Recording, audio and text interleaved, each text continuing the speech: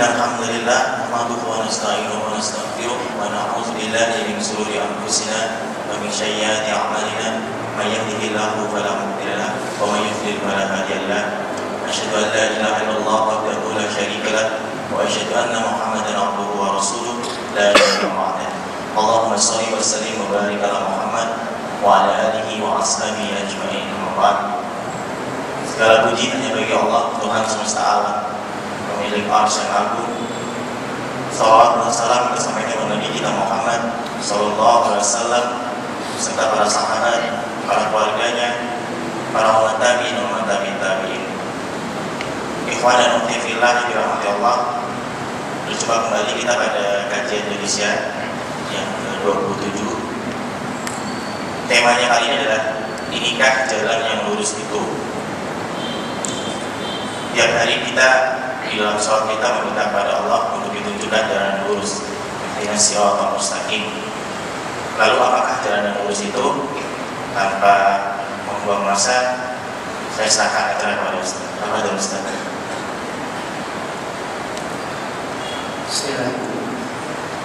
Bismillahirrahmanirrahim. Assalamualaikum warahmatullahi wabarakatuh. Alhamdulillahirabbil alamin. Alhamdulillahilladzi anzala 'ala 'abdihi al-kitaba wa lam yaj'al lahu 'iwaja qayyiman liyunzira ba'san shadidan min ladunhu wa yubashshiral mu'minin alladhina ya'maluna as-salihati anna lahum ajran hasanah. Allahumma salli 'ala Muhammad wa 'ala alihi wa ashabihi ajma'in wa ba'd. A'udzu billahi minasy syaithanir rajim. Bismillahirrahmanirrahim. Ar-Rahmanu 'allama al-Qur'an, khalaqal insana 'allamahu al-bayan. Subhanaka la 'ilma lana illa ma 'allamtana innaka antal 'alimul hakim. Subhanaka la 'ilma lana illa ma 'allamtana innaka antal 'alimul hakim.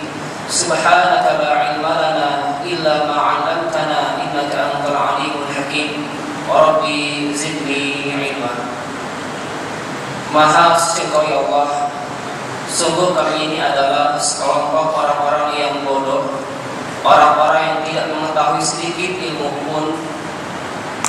La ilma lana, kita tidak memiliki ilmu sedikit pun, illa ma'alamtana, kecuali ilmu-ilmu pengetahuan yang telah Engkau ajarkan kepada kami. Innaka antal alimul hakim, sungguh Engkau adalah Zat yang maha mengetahui dan maha bijaksana dalam memutuskan. Maka dari itu hamba bermohon, Rabbi zidni ilma ya Allah, tambahkan ilmu kepada hamba ini, ilmu yang benar supaya bisa beribadah kepadamu dengan benar. Amin ya rabbal alamin. Alhamdulillah, dengan izin Allah SWT kita masih diberikan kesempatan untuk bisa bermuajahah pada malam yang penuh berkah ini, dan mudah-mudahan atau bisa jadi ini adalah malam yang terakhir untuk kita mengikuti kajian ini, karena kita tidak bisa menjamin apakah detik berikutnya masih diberi kesempatan atau tidak.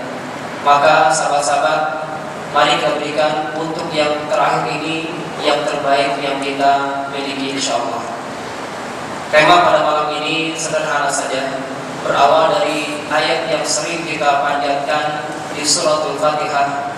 A'udzubillahi minasyaitonirrajim. Ihdinas siratal mustaqim. Mungkin sekilas kalau kita lihat terjemahan bebasnya, ya Allah, tunjukkanlah hamba kepada jalan yang lurus. Namun setelah kita dalam lebih jauh lagi, kalimat ihdina ternyata mencakup maknanya tidak hanya sekedar tunjukkan, tetapi mungkin pada saat ini sahabat-sahabat sudah Allah tunjukkan di mana harus mengaji, sudah Allah arahkan ke mana harus belajar. Tinggal kita mohon kepada Allah al-hidayah. Makna yang kedua adalah bimbingan Allah SWT. Jadi ketika kita berdoa ihdinas siratal mustaqim, ya Allah, bimbinglah kami supaya bisa istiqomah dalam menjalankan agama yang lurus ini. Karena ini pekerjaan yang tidak mudah. Ini perlu proses yang bisa menempa diri kita untuk bisa menjadi mukmin yang sejati. Sebagai ayat menghibur, dan tidak salah kalau kita lihat bahwasanya kita sekarang ini sadar tidak sadar berada pada fase yang keempat, yaitu fase fitnatul dajjal. Memang wujud dajjalnya belum tiba, tetapi ajarannya, dogmanya, ismunya itu sudah ada di mana-mana. Atau bahkan di rumah kita masing-masing pun dajjalisme itu sudah ada. Di antaranya adalah media televisi yang notabene kebanyakan siarannya itu bukan tuntunan, malah merusak generasi yang akan datang ini. Namun kita lihat bagaimana Allah SWT telah mempergilirkan masa demi masa. Telah berlalu di hadapan kita 3 masa, yaitu masa kenabian dengan diutusnya Rasulullah Muhammad SAW, disambung efek dakwahnya dengan al-Khulafa ar-Rasyidun dari mulai Abu Bakar As-Siddiq, kemudian Umar bin Khattab, Utsman bin Affan, kemudian Ali bin Abi Thalib, kemudian disambung lagi efek dakwahnya dengan melalui kerajaan-kerajaan Islam yang sudah punah juga, berakhirnya dengan runtuhnya dinasti Fatimiyah di Mesir kalau tidak salah. Dan sekarang kita saat ini berada di fase keempat, fase fitnatul dajjal. Maka pertanyaannya, bagaimana supaya kita bisa membentengi diri kita ini, terlebih yang sebagai agen of change, agen perubahan, untuk bisa menatap masa depan yang lebih indah lagi, lebih dahsyat lagi daripada kali sebelumnya. Kita harus bisa atau memiliki pijakan yang benar. Tiada lain pijakan itu adalah, mari kita kembalikan jiwa-jiwa ini mengikuti apa yang Allah suka. Dalam surah Taha Allah mengatakan, a'udzubillahi minasyaitonirrajim, wassalamu ala man ittaba'al huda. Dan keselamatanlah dan kebahagiaanlah dan kesuksesanlah bagi orang-orang yang senantiasa mengikuti al-huda, yaitu petunjuk Allah Subhanahu wa ta'ala. Namun sebelum lebih jauh langkah, mari kita definisikan apa itu hidayah. Hidayah yang kita pahami adalah petunjuk Allah Subhanahu wa ta'ala yang mengeluarkan seorang manusia dari kegelapan menuju cahaya, dari kejahiliahan menuju al-Islam, sehingga dengan hidayah tadi ia bisa mengenal siapa Rabbnya, siapa Rasulnya, dan apa agamanya. Namun di sini hidayah belum cukup. Kalau sekedar petunjuk Allah SWT, maka kita maknai mana itu adalah bimbingan Allah SWT. Para guru-guru kita, asatidzah yang sholihun dan sholihat, mereka hanya bisa mengarahkan, mengajak, nunjukin ini loh tempatnya, ini loh metodenya, tetapi masalah bimbingan mereka tidak sanggup untuk membimbing kita 24 jam. Yang sanggup adalah hanya Allah Subhanahu wa ta'ala. Supaya seimbang kita ini, maka kita minta yang kedua, yaitu disebut at-taufiq, taufiqullah. Sering kita sebut, semoga Allah memberi hidayah dan taufik. Hidayah sudah kita definisikan. Yang kedua tentang at-taufiq. Wa ma huwa at-taufiq? Taufiqullah itu artinya adalah pertemuan antara keinginan seorang hamba, ambisi seorang hamba, harapan atau cita-cita seorang hamba dengan apa yang Allah kehendaki. Saya ulangi supaya menjadi bagian pijakan kita masing-masing. Taufiqullah itu adalah pertemuan antara keinginan seorang hamba dengan kehendak Allah Subhanahu wa ta'ala. Jadi yang kita pahami dari definisi ini, ternyata pijakan kehidupan kita itu adalah ma qala Allah wa ma qala Rasul. Kehidupan kita sebenarnya adalah apa yang Allah suka, apa yang Allah kehendaki, bukan apa yang kita inginkan. Kita hanya bisa merencanakan, bisa memprogram, tapi ingat, semua yang memutuskan adalah Allah Al-Qadhi, yang memutuskan segala perkara. Kita hanya bisa merencanakan saja. Sehebat apapun rencana kita, sehebat apapun schedule kita, di sana ada keputusan Allah SWT. Maka tidak usah sombong dan tidak usah pesimis, karena Allah SWT insya Allah mendorong kita untuk bisa mempertemukan segala keinginan kita ini dengan apa yang Allah kehendaki. Tinggal kita harus mengetahui apa saja yang Allah suka. Kata kuncinya sahabat-sahabat bisa lihat di ayat-ayat Quran sering kita temukan pada awal ayatnya atau tengah ayatnya dengan kata ya ayyuhalladzina amanu. Kalau kita lihat kunci tadabburinya, ketika kita melihat atau melewati ayat-ayat yang berbunyi ya ayyuhalladzina amanu, maka hanyutkan jiwa kita, hanyutkan emosi kita. Kitalah yang sedang dipanggil, kitalah yang sedang diseru, wahai orang yang beriman. Namun uniknya bisa kita temukan kalimat iman dalam Quran dengan dua bentuk. Pertama dalam bentuk amanu dalam bahasa fi'lun atau kata kerja, yang kedua dalam bentuk al-mu'minun disebut ismun atau kata budaya. Kata iman ini, kalau Allah berbicara iman dengan kata amanu, itu maksudnya berbeda ketika Allah berbicara iman dengan kata al-mu'minuna. Contoh misalkan qad aflahal mu'minun, bobotnya berbeda. Ketika Allah bicara masalah iman dengan menggunakan kata kerja seperti ayat tadi ya ayyuhalladzina amanu, itu konsepnya adalah iman seseorang tersebut itu belum kuat. Maka setelah kata ya ayyuhalladzina amanu, pasti ada perintah untuk bisa menguatkan keimanan kita. Contoh misalkan ya ayyuhalladzina amanu, wahai orang beriman, supaya iman menguat lagi, kutiba alaikumusiyam, diwajibkan bagi kalian untuk berpuasa. Ada perintah. Contoh sering yang diperdengarkan di mimbar khutbah misalkan ya ayyuhalladzina amanu ittaqullaha haqqa tuqatih, wahai orang beriman, supaya lebih kuat lagi imanmu, bertakwalah kepada Allah. Jadi sahabat-sahabat kalau ingin mencari apa yang Allah suka, dari mulai malam ini coba kalau ada kerjaan, dari mungkin sebuah PR, kumpulkan ayat-ayat yang dimulai dengan ya ayyuhalladzina amanu. Siap? Kalau kita ingin bertemu antara keinginan kita seorang hamba dengan kehendak Allah, maka lihat, baca ayat-ayat hal-hal yang Allah suka. Itu tersirat dalam ayatnya ya ayyuhalladzina amanu. Kalau tidak salah, setelah kami kumpulkan ada sekitar 89 ayat. Silakan mulai malam ini melek, buka lembar, kumpulkan ayat-ayat yang Allah suka tadi ya ayyuhalladzina amanu. Yang kedua, ketika Allah Subhanahu wa taala berbicara masalah iman dengan menggunakan kata benda dengan redaksi al-mu'minuna, itu menunjukkan keimanannya sudah mantap, keimanannya sudah kuat, sehingga setelah kata al-mu'minun tidak ada perintah, yang ada adalah karakter atau tanda-tanda orang yang beriman di mana imannya sudah mantap tersebut. Contoh misalkan qad aflahal mu'minun, siapa sih orang beriman itu yang sudah kuat itu? Ternyata Allah berikan sifatnya adalah yang pertama alladzina hum fi shalatihim khashi'un. Itu yang sederhana.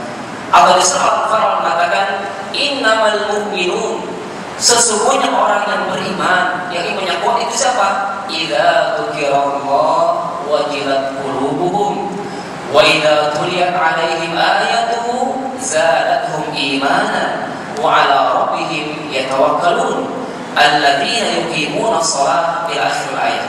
Itu Allah sebutkan tentang tanda-tanda karakter orang yang beriman, di mana iman mereka sudah fasih atau kuat. Ini bekal untuk mentadabburi ayat-ayat tentang keimanan. Wassalamu ala man ittaba'al huda, dan keselamatanlah bagi orang-orang yang senantiasa istiqomah berjalan di atas petunjuk Allah Subhanahu wa taala. Setelah kita memisahkan arti dari hidayah dan taufik, sekarang kita kasih ayat-ayat yang berbicara tentang riwayat atau pahala bagi orang-orang yang senantiasa berada di atas petunjuk Allah Subhanahu wa taala. Silakan buka ayatnya. Mungkin bisa dibuka surah Al-Baqarah ayat ke-38. A'udzu billahi minasyaitonir rajim. Qul nahbitu minha jami'an fa imma ya'tiyannakum minni hudan faman tabi'a hudaya fala khaufun 'alaihim wa la hum yahzanun. Kita ambil pengarang ayatnya.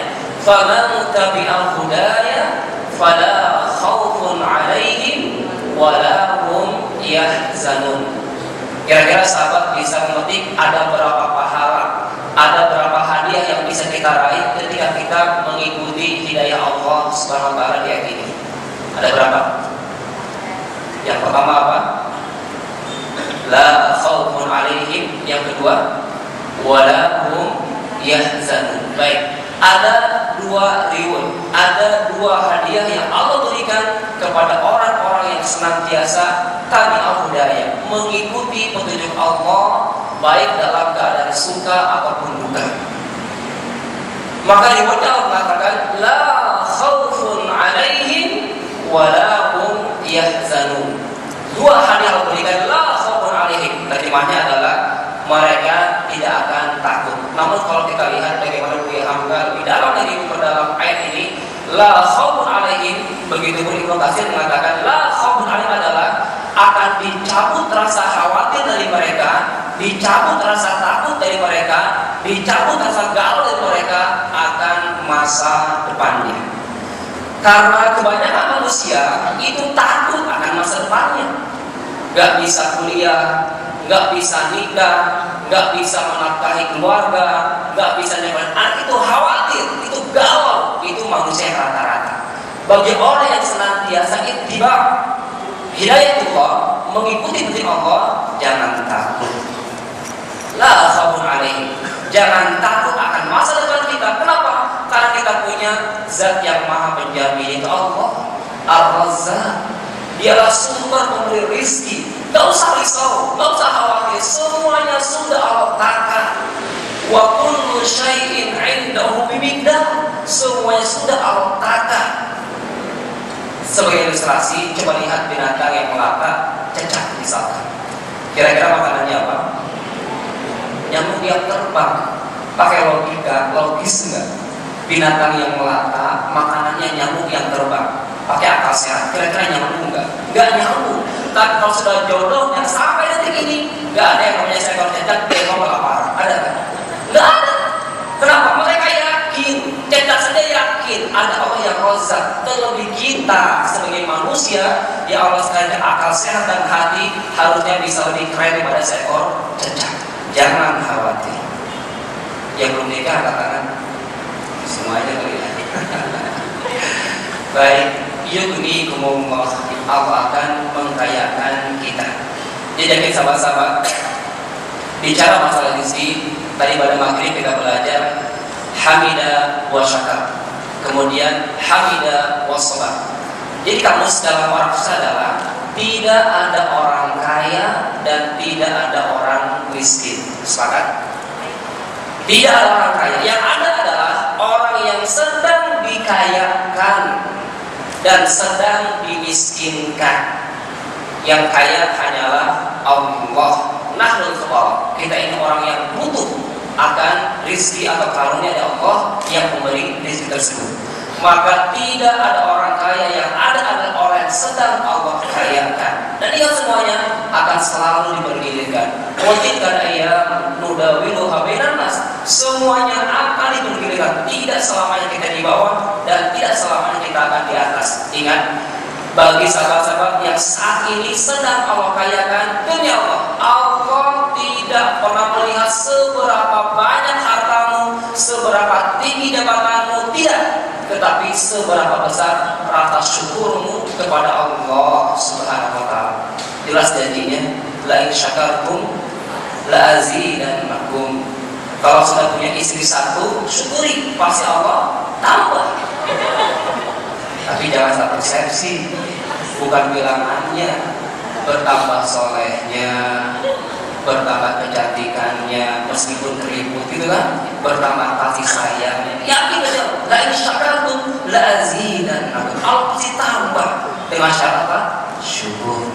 Sebaliknya, ketika Allah sedang memiskinkan kita, memberikan musibah, maka bersabar. Innallaha ma'as-sabirin. Orang bersabar itu orang-orang yang selalu mengembalikan segala hal kepada Allah dengan ucapan apa namanya al-istirja. Inna lillahi wa inna ilaihi raji'un. Kita ini bukan siapa-siapa dan bukan apa-apa tanpa Allah. Ketika sholat, mau diajak sholat, hayya 'alas sholat, jawabannya apa? La haula wala quwwata illa billah. Mari kita sholat, ada nggak jamaah misalkan ketika dipanggil sholat, insya Allah saya akan sholat? Nggak ada. Karena apa? Ternyata kita ini bisa berjaya tanpa daya. Kita ini bisa menang tanpa kekuatan, kecuali kekuatan dan daya dari Allah Subhanahu wa Ta'ala. Ini dahsyatnya sebuah la haula wala quwwata illa billah. Maka solusinya sahabat-sahabat, ketika kita ingin merasakan bahwasanya ada jaminan masa depan dengan Allah Subhanahu wa Ta'ala, la khaufun 'alaihim, dicabut rasa takut akan masa depan, maka mulailah aktivitas kita dengan doa sederhana. Doanya apa? Bismillahi tawakkaltu 'ala Allahi wala haula wala quwwata illa billah. Kira-kira tadi pagi baca doa itu Pak ya? Minimal mengingatkan ya bagi yang lupa. Doa sederhana ini luar biasa. Ternyata kalau kita lengkap baca hadisnya, Rasul mengatakan, kana Nabi sallallahu alaihi wasallam idza kharaja min baitihi qala bismillahi tawakkaltu 'ala Allahi wala haula wala quwwata illa billahi qila lahu khudida kuhida uqida wa tanaha syaitan. Ternyata di setiap penggalannya ada doa balasan. Luar biasa. Ketika sahabat-sahabat baca bismillahi, maka mereka melakukan hudita, engkau akan diberi hidayah, engkau akan diberi petunjuk, engkau akan diberi bimbingan. Kenapa? Karena kita memulainya dengan istihdar ma'iyyatillah, menghadirkan kebersamaan dengan Allah. Bismillahi hudita, engkau akan diberi petunjuk, engkau akan diberi bimbingan. Jadi bagi para istri yang melepas suaminya kerja dengan doa tadi, jangan takut. Ya, karena suaminya nggak akan terselingkuh. Karena apa? Allah bimbing di awalnya. Luar biasa. Begitu pun sebaliknya. Yang kedua, ketika sahabat-sahabat berdoa, tawakkaltu 'ala Allah, maka Allah malaikat menjawab dengan doa, uhita. Aku bertawakal pada Allah setelah optimal dengan usaha, maka doanya adalah uhita. Engkau akan dikayakan, engkau akan dicukupkan. Belum bekerja sudah Allah kayakan. Bagi adik-adik kita yang belajar, belum sekolah, belum belajar, sudah cerdaskan. Kenapa? Jiwa tawakalnya kepada Allah. Kita akan dicukupkan. Luar biasa.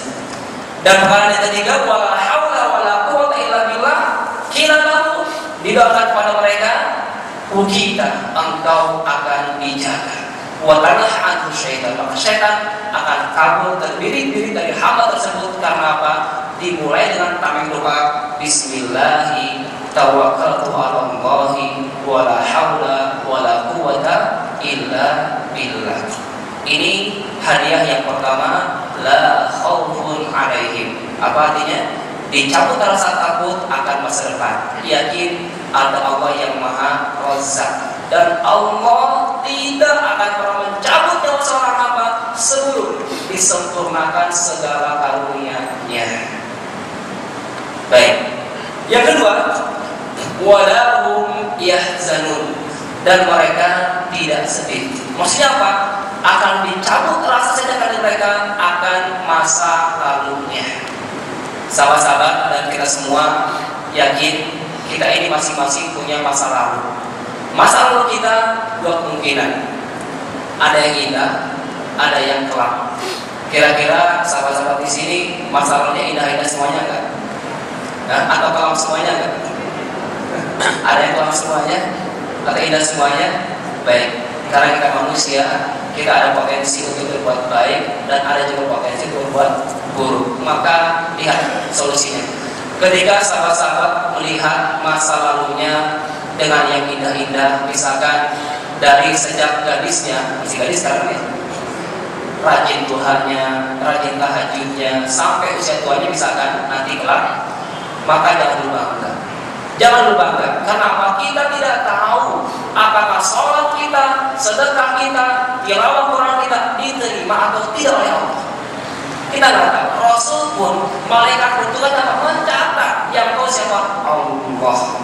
Hatta Rasul pun tidak mengetahui apakah sholat-sholatnya, rukun sujudnya diterima atau tidak. Makanya Rasul ngajarin doa, Allahumma inni as'aluka ilman nafi'an wa rizqan wasi'an wa amalan mutaqabbala. Ya Allah, hamba mohon kepadamu ilmu yang bermanfaat, rizki yang berkah dan luas, dan amalan yang diterima di sisimu ya Allah.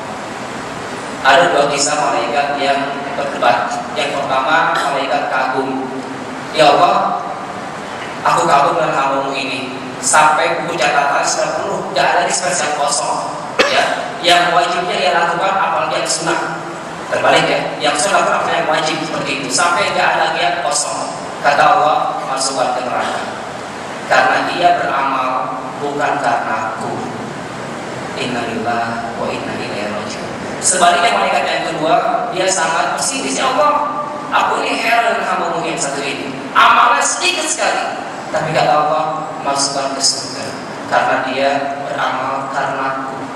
Kita mohon kepada Allah untuk tidak menjadi orang yang pertama dan tidak orang yang kedua. Jadi yang ketiga, orang yang banyak beramal dan diniatkan karena Allah Subhanahu wa taala. Liyabluwakum ayyukum ahsanu amal. Yang dilihat amal kita adalah kualitasnya, bukan hanya kuantitasnya. Baik, itu ketika masa lalu yang indah.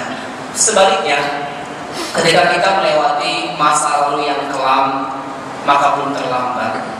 Belum terlambat untuk minta maaf kepada Allah, mohon ampun kepadanya dari segala khilaf dan kesalahan kita. Mungkin saat itu kita belum tahu ilmunya. Banyak beristighfar, banyak bersedekah dan niat menghapus segala dosa-dosa kita. Rasul mencontohkan, wallahi, demi Allah kata Rasulullah, inni la astaghfirullah wa atubu ilaihi fil yaum aktsara min 70 marrah. Demi Allah kata Rasulullah, aku benar-benar mohon ampun kepadanya dan bertaubat kepada Allah sehari lebih dari 70 kali. Itu bilangannya. Dan setiap bilangan dalam hadis itu bukan menunjukkan pembatasan tidak, tetapi dalam al-qasam menunjukkan betapa banyak istighfar yang dilakukan oleh Rasulullah SAW. Jelas sudah maksum, terlebih kita yang sudah berlepotan dosa, ya baik itu dosa lisannya, dosa matanya, dosa telinganya, dosa apanya, semuanya itu seharusnya kita lebih dari yang Rasul contohkan. Astagfirullahaladzim. Dan waktu yang tepat beristighfar adalah wabil ashari hum yastaghfirun. Di surah Al-Quran Allah mengatakan wabil ashar hum yastaghfirun. Di setiap waktu sahur. Sahur bukan nama sebuah makanan, tapi sahur itu nama sebuah waktu dan berlaku tidak hanya Ramadan. Sahur itu di sepertiga malam terakhir. Di sana waktu yang tepat untuk dibacakan istighfar, mohon ampun kepada Allah. Di waktu yang lain itu tidak apa-apa, namun lihat dari kualitas mustajabnya sebuah doa tersebut. Baik, ini dua reward yang Allah berikan di ayat ini bagi orang-orang yang tabi'ah budaya, mengikuti petunjuk Allah Subhanahu wa taala. Kemudian yang berikutnya kita lihat lagi ada ayat yang berbicara tentang masih hadiah dari Allah SWT, berbicara masalah orang-orang yang mengikuti hidayah Allah. Silakan buka surah Thaha ayat 123. Surah Thaha ayat 123. Di ujung ayatnya Allah mengatakan, "A'udzubillahi minasyaitonir rajim." Dengan relasi yang bersama, "Faman ittaba'a hudaya fala yadhillu wa la yashqa." Faman ittaba'a hudaya, dan barang siapa yang mengikuti petunjuk kata Allah, Allah kasih 2 reward lagi ayat ini. Fala yadhillu, tidak akan sesat, wala yashqa, dan tidak akan celaka. Maksudnya apa? Yang pertama tadi, la yadhillu artinya dia tidak akan sesat selama hidup di dunia. Kenapa? Karena dia punya obornya berupa Al-Quranul Karim. Dia punya undang-undang bagaimana cara hidup yang benar, tidak sekedar baik. Karena depan kita itu bukan nyari kebaikan, tapi nyari yang benar. Banyak amal-amal baik, tapi itu belum tentu benar. Tapi amal yang benar itu sudah tentu baik. Itulah yang membedakan antara al-khair dengan al-amal as-salih. Ya, al-khair itu artinya kebaikan. Fastabiqul khairat, berlomba-lomba dalam kebaikan, tumbuh. Tetapi bagi orang mukmin tidak sekedar baik timbangannya, tapi apa? Illal ladzina amanu wa 'amilus shalihat, beramal saleh. Maksudnya apa? Amal yang benar. Amal yang benar ini memiliki dua rukun. Yang pertama adalah mabniyatun 'alal ikhlas. Amalan tadi harus didasari karena ikhlas lillahi ta'ala. Ikhlas maksudnya adalah memurnikan, memfokuskan segala ketaatan hanya untuk Allah. Tidak ada embel-embel yang lain, tidak ada yang lain, tidak. Ia luruskan, ia memurnikan segala ketaatannya hanya untuk lillahi ta'ala. Ini rukun yang pertama untuk amal yang benar, amal saleh.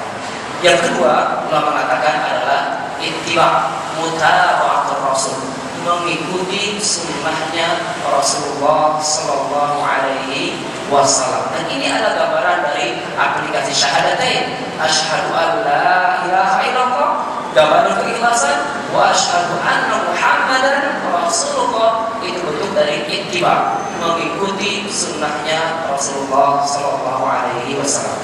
La yadillu abadan, orang yang senantiasa istiqamah mengikuti petunjuk Allah, la yadillu abadan, tidak akan tersesat selama hidup dunia, karena dia punya aturan main yang berupa maqala Allah wa maqala Rasulullah. Yang kedua, wala yashqa, dan orang yang senantiasa istiqamah menjalankan kehidupannya di atas petunjuk Allah, la yashqa, tidak akan celaka nanti di akhirat, karena dia yakin wasaddaqa bil husna, dia yakin membenarkan dengan janji-janji atas pahala kebaikan yang pernah ia lakukan selama di dunia. La yadillu, tidak sesat di dunia, wala yashqa, dan tidak celaka kelak nanti di akhirat. Jadi ada berapa hadiah? 4 hadiah. Yang pertama apa? La khaufun alaihim, dicabut rasa takut akan masa depan. Yang kedua, wala hum yahzanun, dicabut rasa sedih akan masa lalunya, karena dia yakin, dia sadar ada Allah yang Maha Ghafar, yang tidak pernah bosan-bosan mengampuni segala khilaf hamba-hambanya. Kullu bani Adam khata', setiap anak-anak itu khata', pasti pernah melakukan kesalahan. Tapi ingat, wa khairul khata'in at-tawwab, dan sebaik-baik pelaku kesalahan adalah at-tawwab, orang-orang yang bertaubat kepada Allah. Yang ketiga apa? La yadillu, tidak akan celaka selama hidup dunia, wala yashqa, dan tidak, la yadillu, tidak sesat selama dunia, wala yashqa, dan tidak celaka kelak nanti di akhirat. Amin ya rabbal alamin. Ini poin kedua tentang reward bagi orang-orang yang senantiasa istiqomah menjalankan hidayah Allah Subhanahu wa taala. Poin yang ketiga, bagaimana sebaliknya? Kalau kita melihat bisa jadi mungkin itu keluarga kita sendiri, orang tua kita sendiri, atau mungkin adik kita sendiri, bahkan teman kita sendiri yang melenceng, membangkang, tidak mengindahkan petunjuk Allah SWT, dan tidak yakin dengan janji-janji yang Allah janjikan kepadanya atas perbuatan baiknya, perbuatan benarnya. Lihat ayatnya, masih di ayat di surah Al ayat berikutnya, Allah mengatakan, wa man a'rada an dzikri fa inna lahu ma'isyatan dhanka wa nahsyuruhu yaumal qiyamati a'ma. Lihat saksi. Pertama, saksi dunia. Allah mengatakan, wa man a'rada an dzikri, barang siapa yang i'rad, barang siapa yang membangkang, membelot dari dzikri, mengingatku, maksud hidayah Allah, maka Allah mengatakan fa inna lahu ma'isyatan dhanka, maka Allah akan kirim kepadanya kehidupan yang menyempitkan di dunianya. Nauzubillah. Bisa jadi secara real dia tinggal di rumah yang mewah, bisa jadi bolak-balik dia pakai mobil yang mewah, tapi dadanya sesat, hatinya sesat. Kenapa? Dia tidak mengikuti apa yang Allah suka. Kemewahannya, jabatannya itu tidak membawa keberkahan. Salahnya apa? Kebanyakan kita, ilustrasinya, ini adalah materi, ini adalah usia. Mayoritas manusia banyak yang habis usianya untuk mengejar materi. Yang benar adalah materi yang Allah berikan ini harus bisa menopang usia kita supaya berkah. Jangan sampai kita ditanya. Rasul mengatakan, la tazulu qadama 'abdin yaumil qiyamah hatta yus'al an umrihi fi ma afnah wa an ilmihi fi ma fa'al wa an malihi min aina tasabah wa fi ma anfaqah wa an jismihi fi ma ablah. Hadis riwayat Imam Tirmidzi. Tidaklah tergelincir dua telapak kaki Adam pada hari kiamat selalu ditanya dengan 4 hal. Yang pertama akan ditanya an umrihi fi ma afnah, akan ditanya tentang usia, untuk apa mau dihabiskan. Kira-kira sahabat berapa usia sekarang? Dipotong usia tidur yang seharusnya 8 jam, dipotong usia candranya, belum usia macetnya. Kira-kira berapa detik untuk Allah, berapa detik untuk Islam, berapa detik untuk kejayaan agama kita? Pertanyaannya, inna lillahi wa inna ilaihi raji'un. Ternyata usia kita ini habis untuk hal yang sia-sia. Yang masih bekerja, ingat, niatkan kerja kita hanya untuk ibadah. Jangan sampai digambarkan di surat Al-Syiah itu orang mengatakan amilatun nasibah. Kelihatannya sih etos kerjanya disiplin, tetapi apa nasibah, capek. Yang kita itu malah megah. Mohon maaf nih, ikhwan yang laki-laki kalau Jumatan itu bawa golong atau bawa peci kira-kira? Hah? Pak? Bawa golong bawa peci kalau Jumatan? Hah? Golong sama peci? Kalau golong nilainya 1.000. Kalau peci berapa? 60.000 ya, apalagi bawa pecinya yang gambar merah itu. Baik, kembali ke ayatnya. Tadi pertanyaan tadi, an umrihi fi ma'afna, akan ditanya tentang usia, untuk apa dihabiskan. Ingat, kematian kita itu tidak melihat usia kita. Tua muda, cantik, jelek, sama semuanya. Jadi kalau kita menadabbur ayat yang sering kita dengarkan, ya ayyuhalladzina amanu taqullaha haqqa tuqatih wa la tamutunna illa wa antum muslimun. Coba sadarkan diri kita. Pertanyaannya adalah, apapun kondisi kita, apapun profesi kita sekarang, ingat, semuanya sama. Semuanya sama, yaitu memilih bagaimana cara mati. Ya, silakan mau jadi apa, silakan menjadi siapa, tapi ingat, kita harus merujuk pada ayat wala tamutunna illa wa antum muslimun. Maka jangan engkau kasih sisa-sisa untuk Islam, waktunya yang sisa, hartanya yang sisa, tenaganya yang sisa. Ayatnya apa? Islam sisa. Seperti itu. Baik. Yang kedua, an ilmihi fima fa'al, akan ditanya tentang ilmunya, apakah sudah diamalkan atau belum. Dari Syah sudah berapa kali? 27 kali. Pertanyaannya, hal fa'altum, apakah sudah kita amalkan? Jangan sampai kita disini oleh ayat Allah, ya ayyuhalladzina amanu lima taqulun ma la taf'alun. Wahai orang beriman, kenapa kau berkata tapi tidak sesuai dengan perbuatan? Kabur maqtan indallah an taqulu ma la taf'alun. Sungguh kemurkaan yang sangat besar dari Allah ketika kau berucap tapi tidak seirama dengan perbuatanmu. Hati-hati. Setiap ada kajian, setiap ada ilmu yang baru, Allah tanya itu an ilmihi fi manfaat, sudahkah kita amalkan ataukah belum? Silakan kita jawab.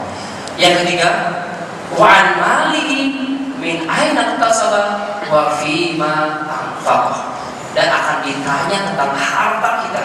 Untuk harta ini 2 pertanyaan. Min aina tasaba, dari mana kau dapatkan? Wa aina anfaqah, dan kemana kau belanjakan. Jangan sampai seorang suami atau seorang bapak pulang ke rumahnya membawa rezeki yang haram atau yang syubhat. Katakan wahai para istri, wahai para ibu, katakan tidak untuk harta yang syubhat terlebih haram. Bisa jadi zatnya atau bisa jadi cara mendapatkan harta tersebut.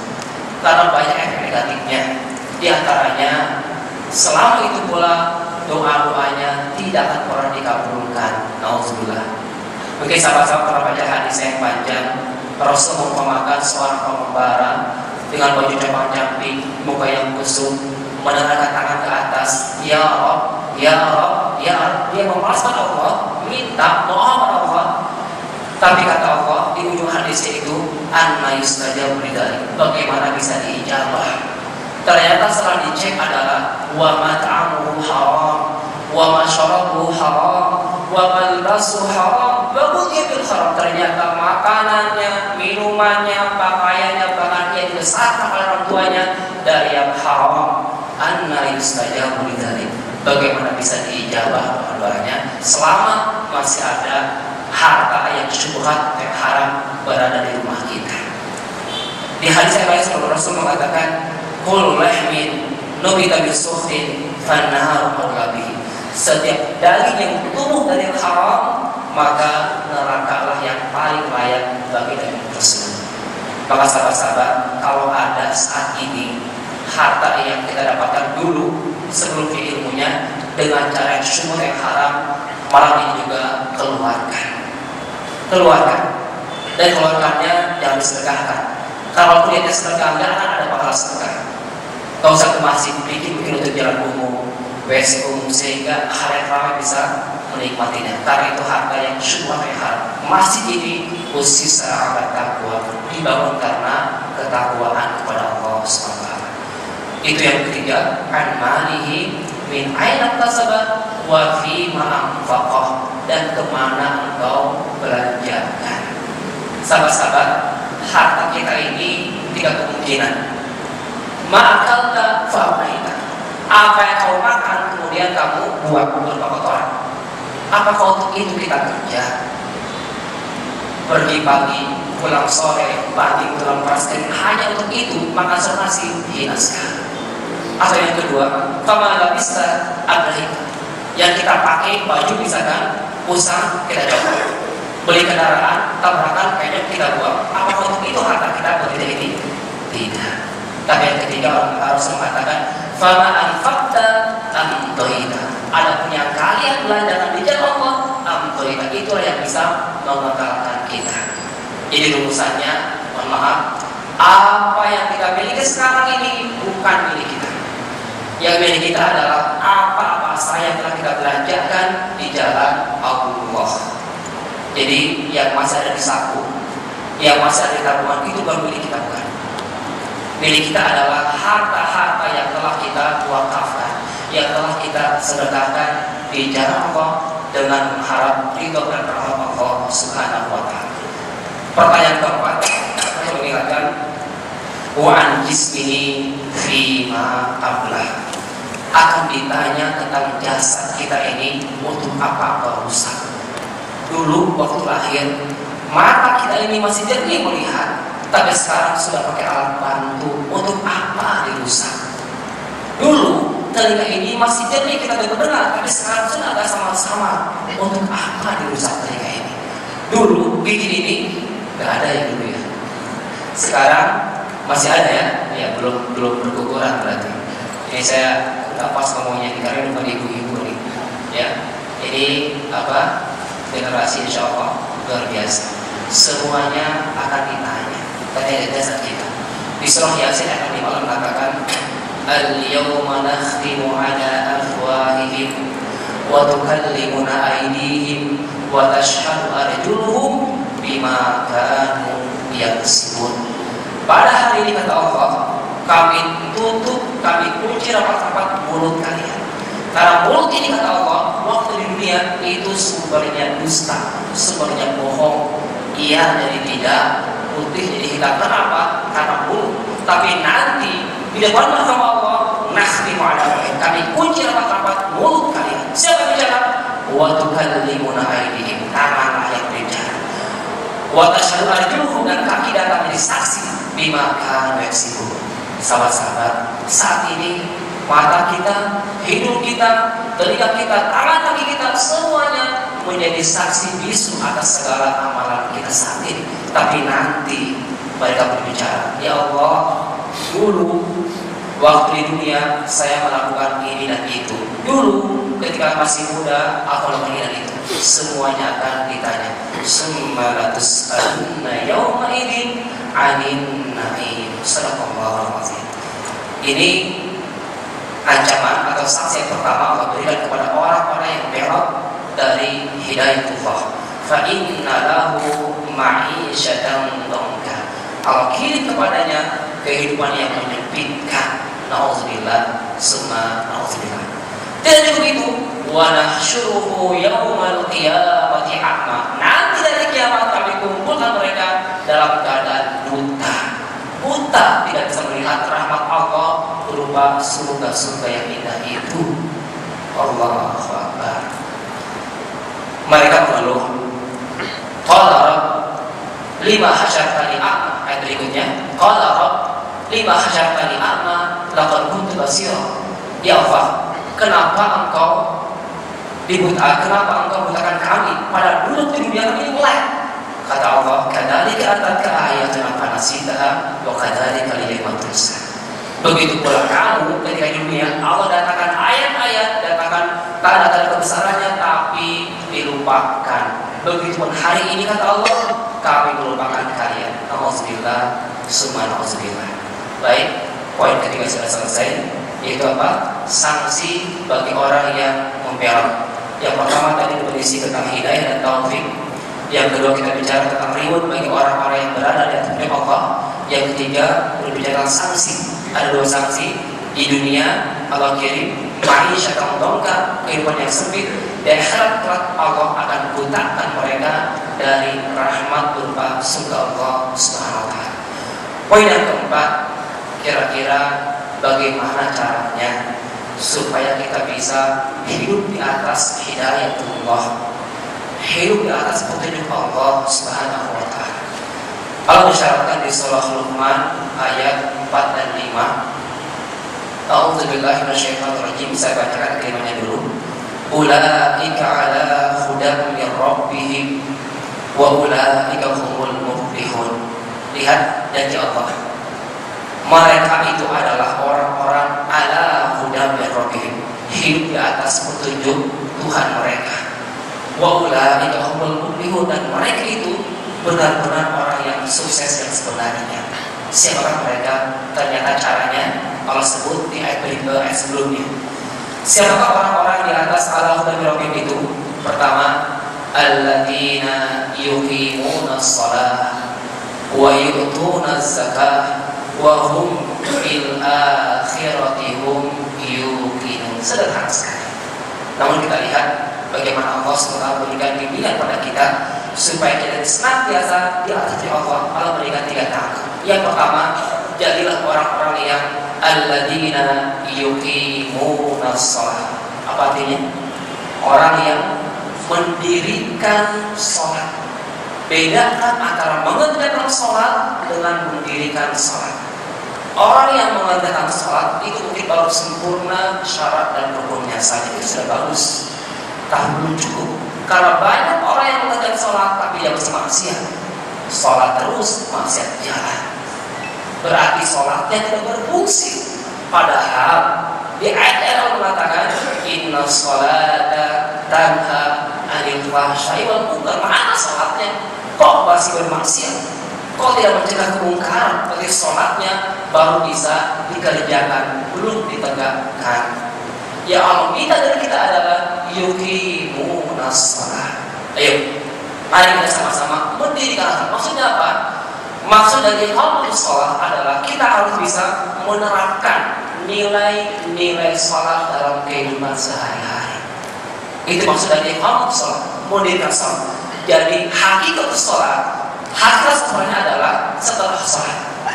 Kita harus bisa sholat setelah sholat yang ritual itu. Maksudnya apa? Coba ambil nilai-nilainya. Ketika takbir ihram Allahu Akbar, ketika berdiri, coba sadarkan diri kita. Selamanya ini kita tidak akan pernah selamanya kuat, pasti akan roboh. Gak selamanya sakit, maaf, gak selamanya sehat, pasti akan sakit. Gak selamanya muda, pasti akan tua. Ya, setelah berdiri apa? Ruku, itu gambar kehidupan kita. Jangan sombong. Ada yang maha akbar, Allahu Akbar.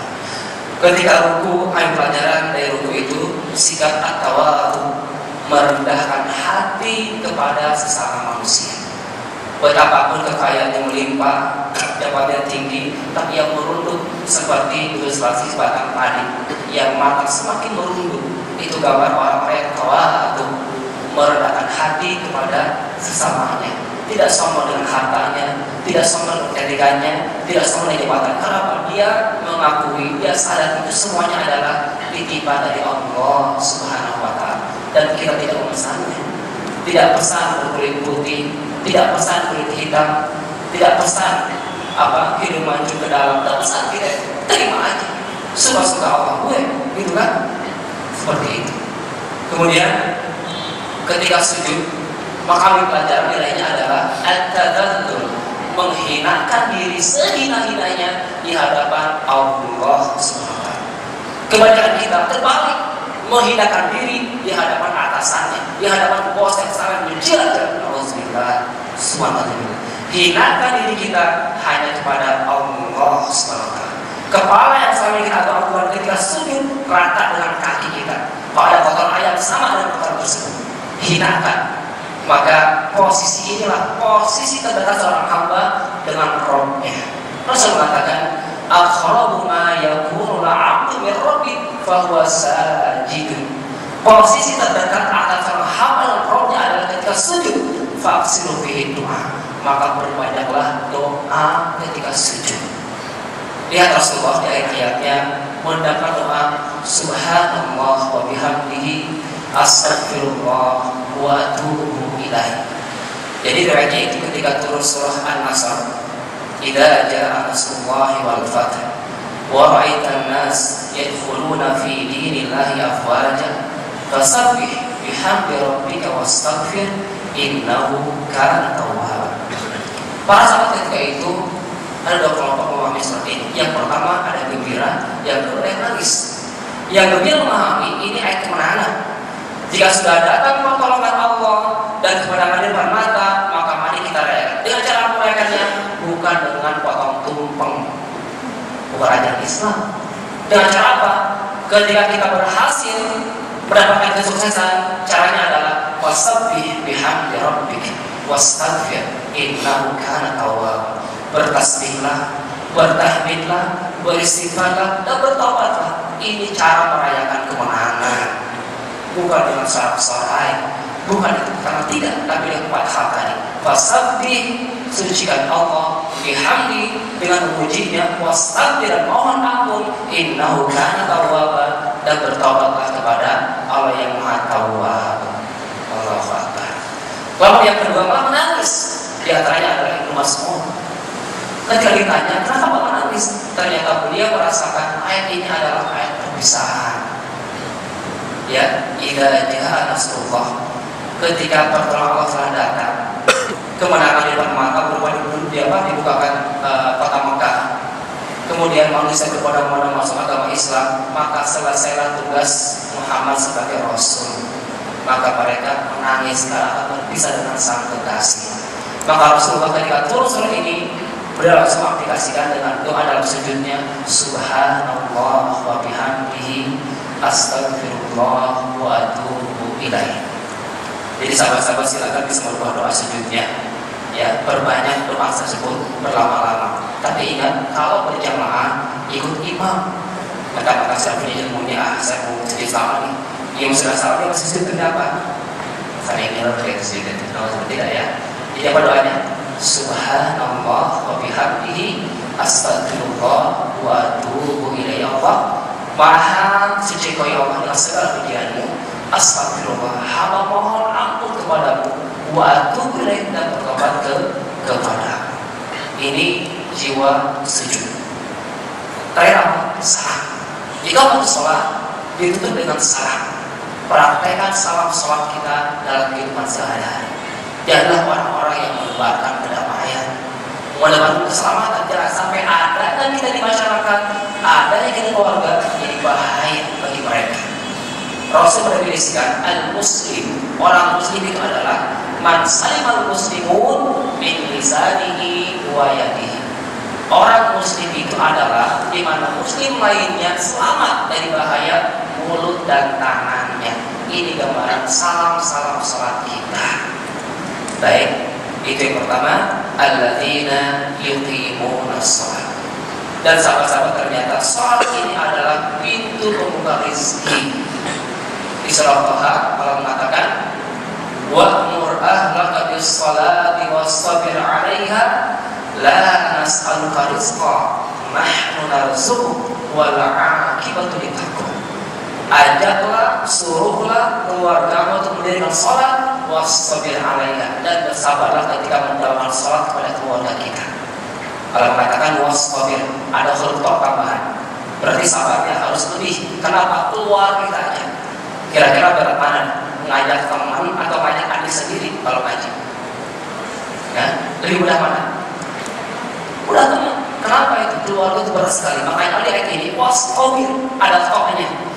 Dalam kaidah bahasa Arab, ziyadatul harfi dalla ala ziyadatul ma'na. Semakin tambah hurufnya maka semakin bertambah maknanya. Sabar, sabar yang biasa. Istabar, itu kesabaran yang luar biasa. Yang kita ajak ini keluarga.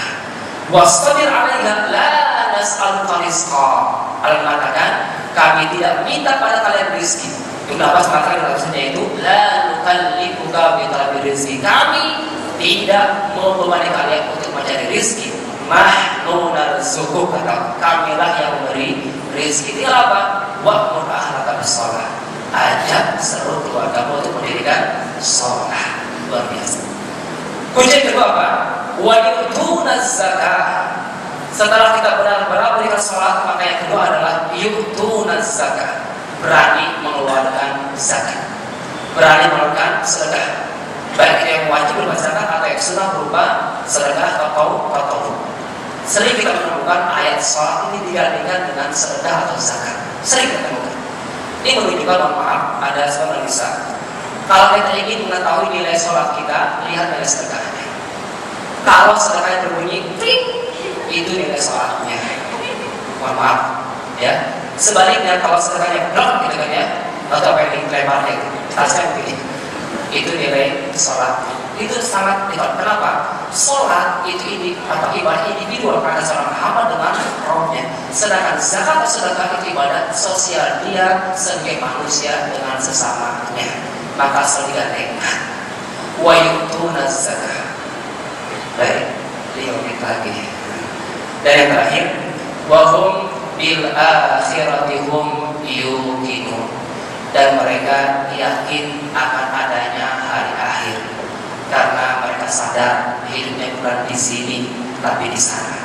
Banyak manusia yang membangun kerajaan dunia tapi lupa untuk membangun kerajaan nanti di akhirat. Pasangan kita sekarang itu belum tentu nanti di akhirat itu. Ya, rumah kita sekarang ini belum tentu sebagus yang sekarang. Maka bangunlah kerajaan surga ini sekarang ini. Ya, kita hanya punya waktu saat ini saja. Yang akan datang belum tentu datang, detik yang berlalu gak bisa balik lagi. Kita hanya punya modal satu aja, wal asr, demi saat ini. Mudah-mudahan koreksi ini bisa membuat kita untuk bisa menjadi orang-orang yang senantiasa istiqomah berada di atas petunjuk Allah Subhanahu wa taala. Baik, alhamdulillah, jazakallah khairan atas penjelasannya. Baik, untuk masuk sesi selanjutnya kita akan masuk ke pertanyaan. Kami bagi pertanyaan kepada Ahmad dan Ahmad, silakan. Satu lagi. Ya, 3 pertanyaan. Baik. Kita mulai dari yang Ikhwan.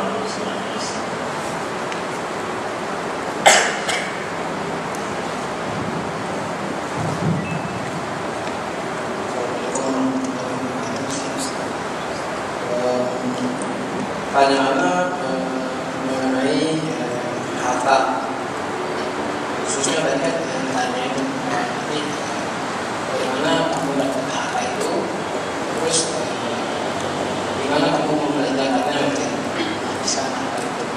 Nah, kalau misalkan kalau harta yang haram itu kan berkenaan sama bagian si orang yang konsumsinya gitu ya. Karena jadi kalau anak dikasih makan dari harta yang haram, karena hanya korupsi. Kan sana nggak tahu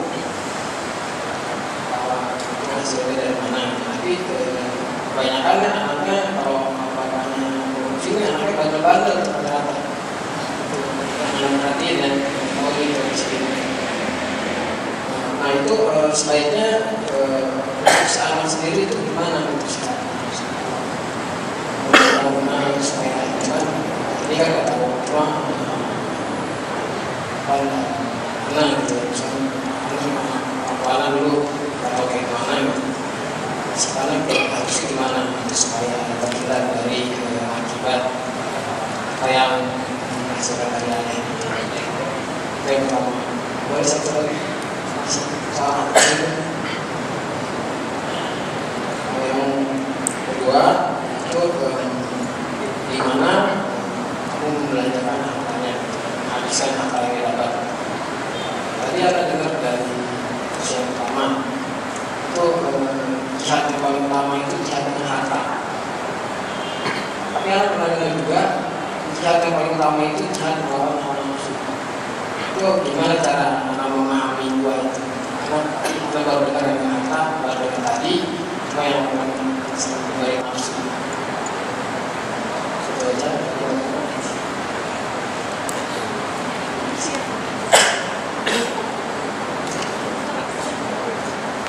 Baik, untuk pertanyaan pertama saya akan berkisah dulu. Belum lama ini saya ketemu dengan guru saya, Mukarram Ustaz Muhammad Abdul Yazid. Beliau bercerita pada saya, kemarin saya lihat pemandangan sangat indah sekali. Dan benak saya kira beliau melihat pemandangan atau pantai atau gunung. Ternyata tidak. Beliau melihat ada adik kakak usia TK, kakak beradik, berjalan sebuah jalan. Di tengah perjalanannya ada sebuah mangga yang jatuh. Adiknya ngomong, kata kakaknya, "Dek, jangan diambil, itu cuma milik kita." Kata guru saya, "Masya Allah, ini pemandangannya sangat indah." Akhirnya menelusuri di mana rumahnya dan siapa orang tuanya. Ketemulah rumahnya dan orang tuanya. Ketika itu ada bapaknya. "Wahai ayah, bagaimana cara mendidik sampai anak-anak bapak ini seperti ini?" Jawabannya simpel. Jangan engkau kasih kotoran anak-anakmu. Luar biasa. Apa? Jangan engkau kasih kotoran anak-anakmu. Saya yakin bapak itu gak kasih kotoran ayam, enggak kan? Tapi lihat harta yang haram. Bahkan kita sebagai anak wajib menanyakan orang tua. Ayah, bapak, atau ibu misalnya, dari mana harta ini? Wajib menanyakan. Kalau kalian, kita sebagai anak tahu mereka orang tua kita mendapatkan haram atau syubhat, maka harus mereka meninggalkannya. Apalagi terlebih kita sudah dewasa dengan pengertian yang ada. Kalau yang sudah berlalu, ya kita kan nggak tahu. Rufi'al qalam, ini sudah diampunikan karena tidak ada ilmunya. Sekarang, apabila sudah ada ilmunya, bisa kita pertanyakan. Ini bukan kesopan, tapi ini mengarah kepada keberkahan. Bisa jadi mohon maaf, mungkin hanya 100 atau 1000 harta syubhat tadi, tapi dengan sedikit ini bisa mengganjal keberkahan keluarga. Maka bagi seorang anak, ya wajib dan patut menanyakan, wahai orang tua, wahai ayah, dari mana mendapatkan harta ini. Begitupun bagi para perempuan yang akan menikah dan istilahnya pengen nikah. Jadi rumusannya tanya tadi ke suami. Jangan sampai suami pulang kantor itu atau pulang kerjaan itu membawa harta yang syubhat atau yang haram. Kalaupun sudah terlanjur termakan dan darah daging, maka pembersihannya, tazkiyahnya adalah diantaranya adalah dengan banyak-banyak baca Al-Quran dan bersedekah. Mungkin bisa jadi dulu waktu kita masih ABG atau remaja, usia SMP atau SMA, sering mungkin yang namanya darmaji, dari mana Abu Hiji Rasulullah, Nabi 5 tapi Abu Hiji gitu kan ya. Kita kan nggak tahu simbolnya kemana sekarang kan. Kita karena ilmunya ini, berarti ini kan harta yang haram, harta syubhat yang kita makan. Maka bersedekahlah dengan niat membayar hutang yang telah kita lakukan ketika itu. Wallahu a'lam. Kemudian yang kedua, jihad tentang hawa nafsu. Benar, ya. Kita terlepas dari kontroversi tentang hadis hawa nafsu itu apakah benar tidaknya. Jadi dikisahkan bahwasanya para sahabat setelah perang Badar, kemudian mereka kembali di perang Badar tersebut, Rasul mengatakan perjalanan jihad itu tadi jihad asghar, kan kita telah pulang dari jihad yang besar, jihad yang kecil, perjalanan yang besar. Para sahabat kan heran, Badar itu udah gede banget kan jihadnya itu, tapi kata Rasul enggak, itu kecil. Tapi yang ditekankan adalah hawa nafsu. Ini terlepas dari kontroversi kesahihan hadis tersebut dan banyak ulama mencontohi hadisnya. Intinya adalah tentang hawa nafsu. Ya, kita lihat misalkan tarbiyah Ramadan. Kenapa ketika Ramadan kita ini rajin ngaji, rajin sholat, rajin sedekah? Kenapa? Karena unsur ruhnya ditekan. Betul kan? Yang biasa makan sehari berapa? Makan wajib 3 kali kan? Belum cemilannya. Ya, belum cemilannya itu kan unsur bumi itu. Ketika Ramadan unsur buminya kita tekan, maka kita wajib semangat beribadah, semangat sholat, semangat ngaji. Tapi sebaliknya kalau Ramadan ketika tidak puasa, unsur buminya kita manjakan, makannya, tidurnya, bercanda, sehingga unsur kita melonjak. Hadis ini pentingnya kita jihad hawa nafsu tadi. Artinya apa? Tidak mengikuti hawa nafsu. Karena di hadisnya kalau boleh saya sebutkan hadisnya ada salasul munjiyat wa salasul mukhlikat. Ini beda lagi temanya nih. Jadi ada 3 penyelamat, ada 3 perusak. Saya lewatkan yang 3 penyelamat, yang 3 perusaknya ada. 3 perusak adalah yang pertama hawa mutlak, yang mereka nafsu yang sering diperturut. Nafsu ya kemungkinan ada amal nafsu, ada lawama, ada mutmainnah. Enggak semuanya negatif, ada positifnya, itu nafsu mutmainnah. Ayat 2 ini yang harus kita berjuangkan. Jangan sampai kita terbebani atau menjadi hamba kedua nafsu ini. Amal orang nafsu yang mengajak terus kepada kejelekan, keburukan, dan lawama yang selalu mencela diri karena telah berbuat kesalahan. Yang kita minta adalah nafsu mutmainnah. Maksudnya apa? Fitrah kita. Jadi kita ini lahir dalam keadaan fitrah, jelas. Setelah kita lahir banyak yang ngasih warna-warna lain. Pekerjaannya, bacaannya, sekolahnya, temannya, bahkan mungkin pengajiannya membuat warna-warna yang kita lihat tadi. Maka di sini dipanggil, ya Tuhan nafsu mutmainnah, wahai jiwa yang tenang. Pada surah Al mengatakan setelah Allah mengatakan fa'aqim wajhaka lid-dini hanifan fitratallahi allati fatara an-nas 'alaiha la tabdila li khalqillah dzalika ad-dinul qayyim walakinna aktsarun nasi la ya'lamun. Bicara masalah nafsu mutmainnah tadi, nafsu yang harus kita kembalikan kepada asalnya, Allah mengatakan walakinna aktsarun nas la ya'lamun. Mayoritas manusia banyak yang tidak sadar bahwasanya mereka punya filter tadi, yaitu kefitrahan. Makanya caranya di ayat 31 yang mengatakan munibina ilaihi wattaqu wa aqimus shalah wa la takunu minal musyrikin. Ini cara supaya bisa mengembalikan hawa nafsu yang negatif tadi menjadi positif. Dengan cara apa? Yang pertama, munibina ilaihi, Ar-Rum 31. Berinabah kepada Allah, kembali kepada Allah dengan cara amal saleh. Kemudian buat taku, bertakwa kepada Allah, wa aqimus shalah, dirikan salat, wa la takunu minal musyrikin, dan jangan mensekutukan Allah. Itu 4 cara bagaimana cara mengembalikan hati ini, nafsu ini kepada kefitrahan semula. Wallahu a'lam. Ya mudah-mudahan ini keempat angka ini bisa kita lakukan insyaallah. Ada yang lain? Baik, untuk pertanyaan silakan. Ini diambil.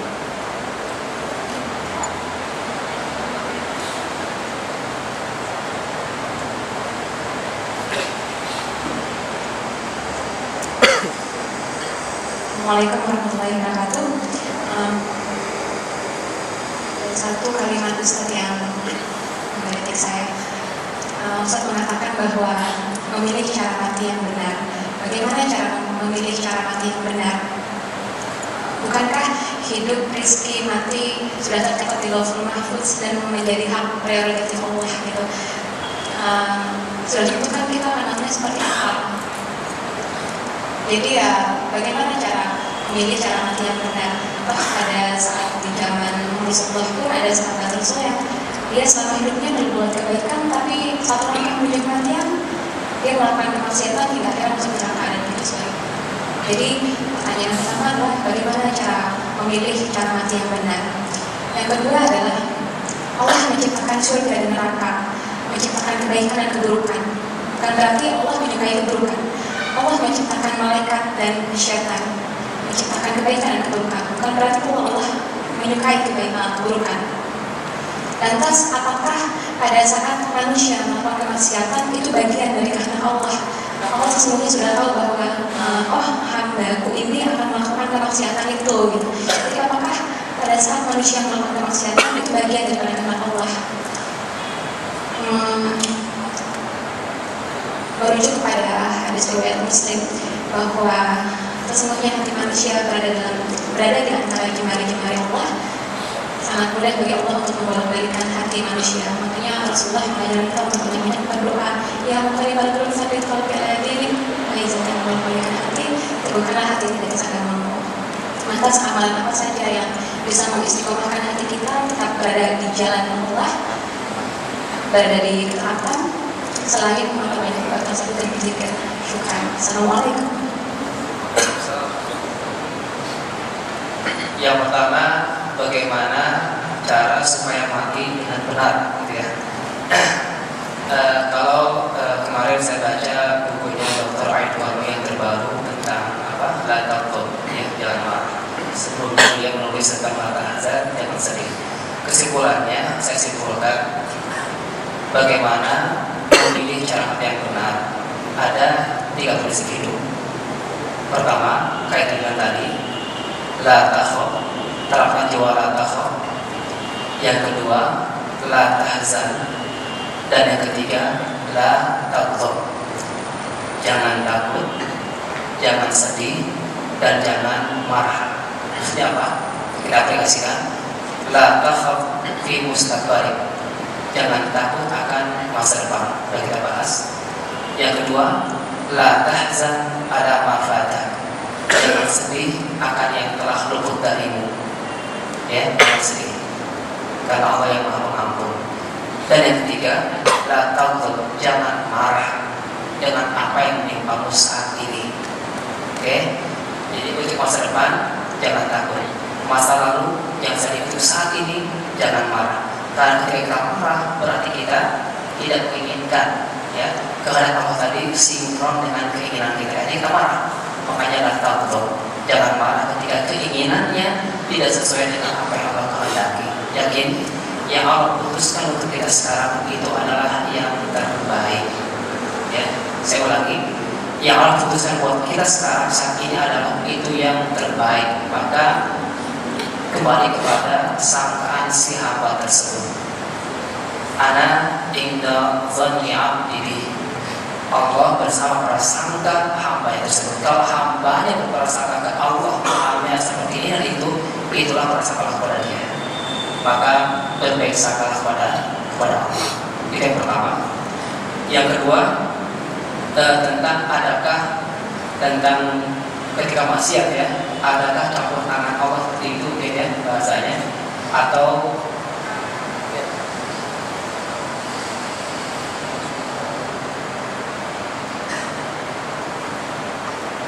baik,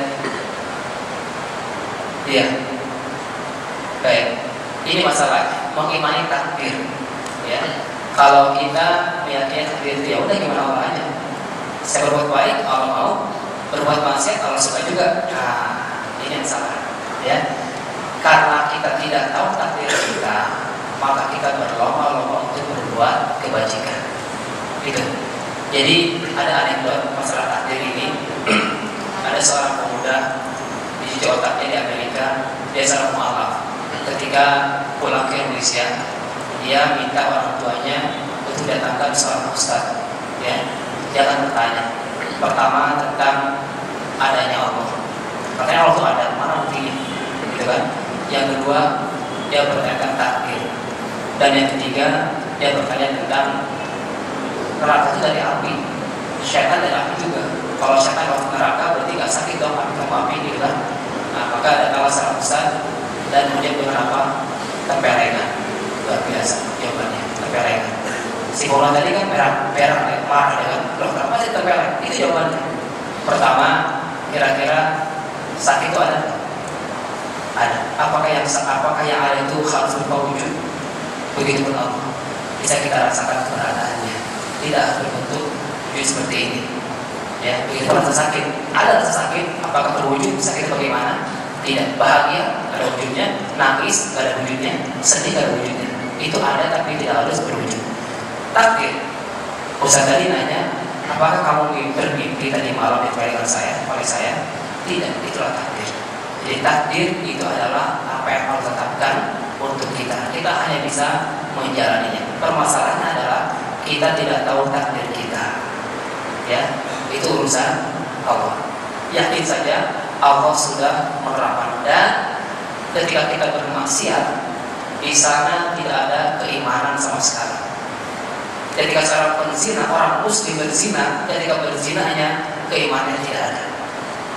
Ketika yang mencuri, seorang muslim mencuri, ketika mencuri keimanan tidak ada. Jadi ketika bermaksiat tidak ada iman waktu itu. Baru setelah kemudian dia sadar imannya baik lagi. Di sana ya fungsi tajdidul iman, memperbaiki lagi, merenovasi lagi keimanan kita. Itu mungkin untuk yang kedua. Yang ketiga apa?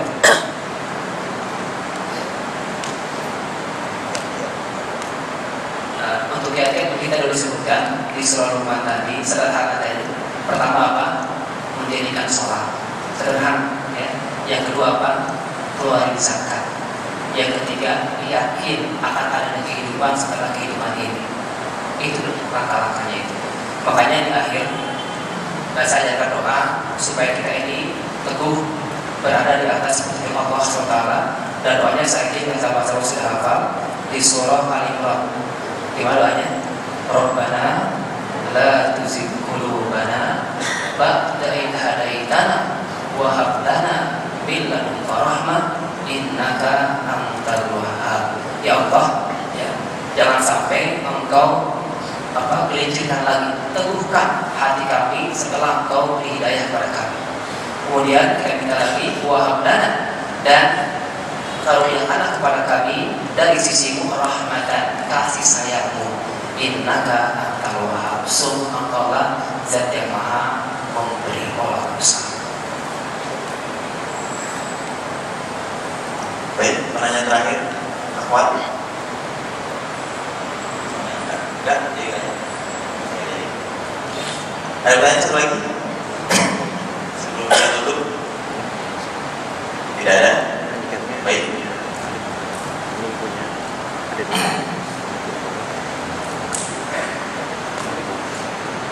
Jika tidak ada pertanyaan, akan saya tutup kajian Indonesia malam ini. Semoga kita semua yang hadir mendapatkan hikmah dari ilmu yang disampaikan oleh Ustaz. Kita sampaikan kepada Ustaz, jazakallahu khairan Ustaz atas ilmunya. Semoga bisa diaplikasikan.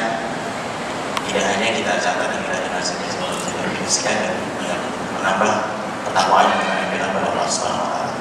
Baik, kita tutup kajian ini dengan ucapan alhamdulillah, alhamdulillahirabbil alamin.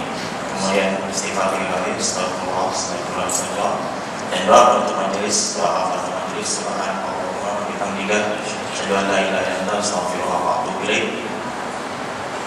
Wabillahi taufiq wal hidayah. Wassalamualaikum warahmatullahi wabarakatuh.